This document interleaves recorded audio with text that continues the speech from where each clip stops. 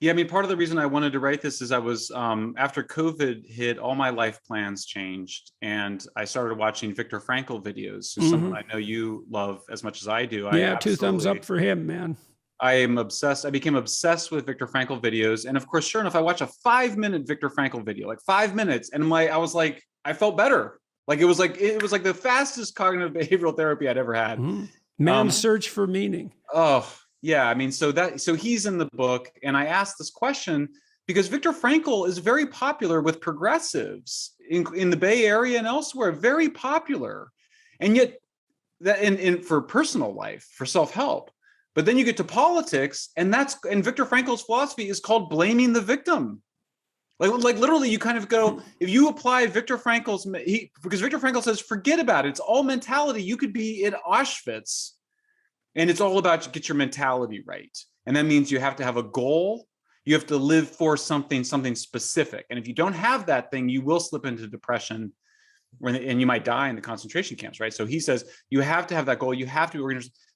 What happened where Viktor Frankl is a celebrated figure in the 1960s? I mean, you'd come to Berkeley and it would be, hundreds of students and just wild applause from it. The same moment is introduced this idea that asking victims, or people categorized as victims, to do anything, to take responsibility, was itself a kind of victimization. How did that happen? That was what I was trying to figure out. How is it that these things got bifurcated? I mean, well, it's something like being a mother is good. Being the greatest mother is great. The greatest mother takes care of infants the best possible way.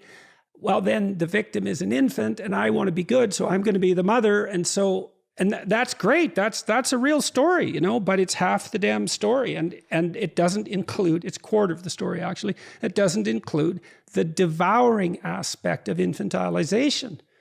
And there's a whole discussion that has to be had that no one's been, able to have yet about what female totalitarianism would look like.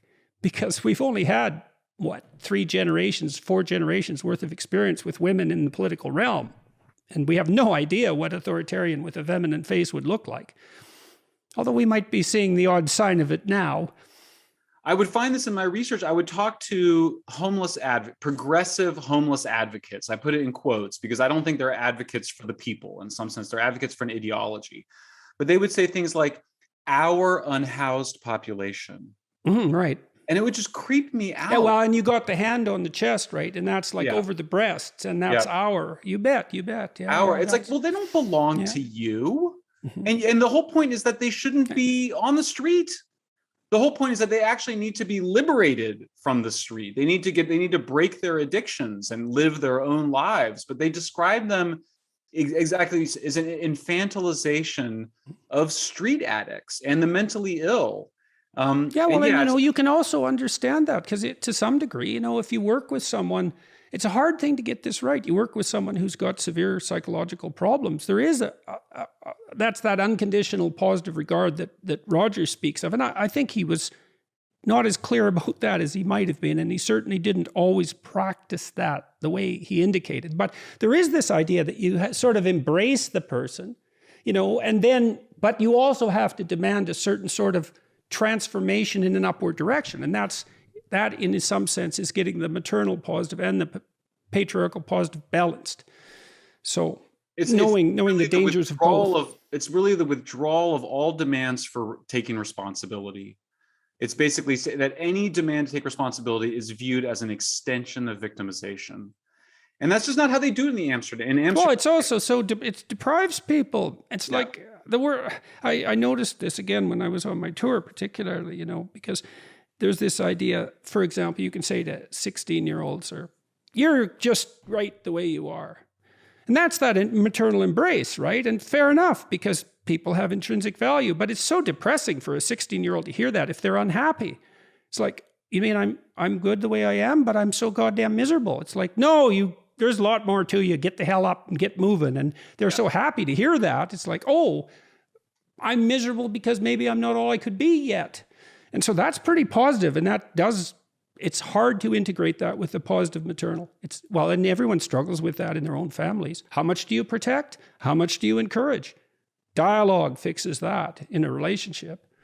And in Amsterdam, and which I use as the best case of how they deal with this problem, the main character who worked in the open drug scenes, he just describes it all about as positive relationships between police and social service workers. They work together.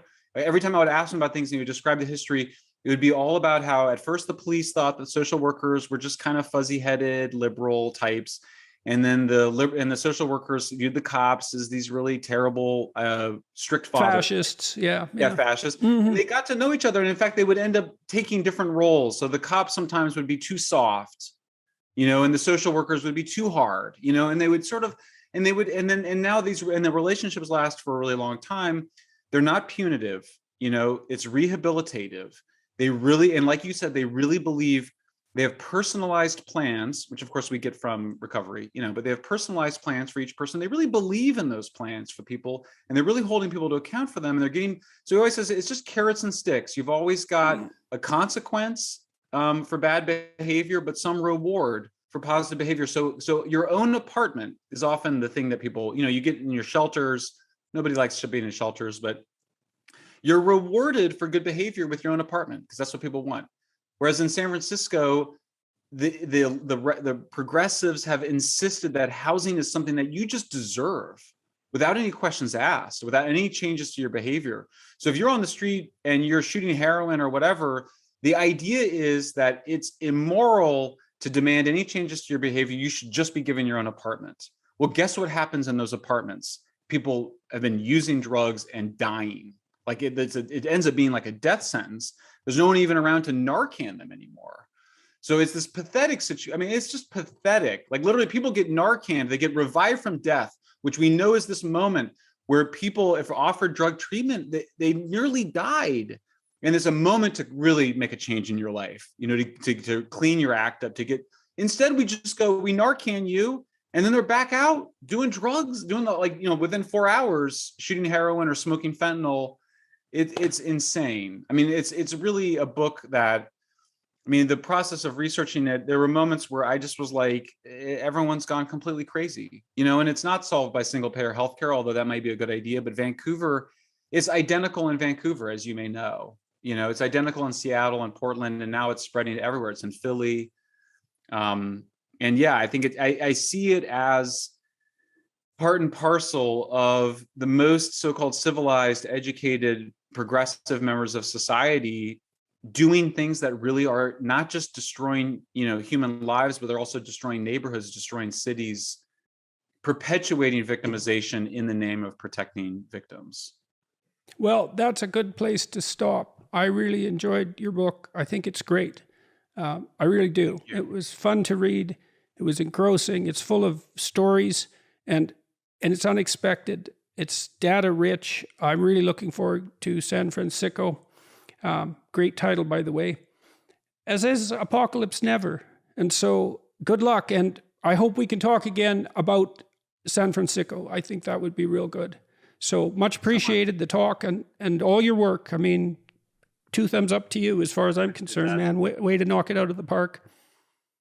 Thank you so much, Jordan. It's a real pleasure to meet you, and you were definitely on my mind for both books. Your work has made a really important intervention in the culture, and you still are, and I appreciate that.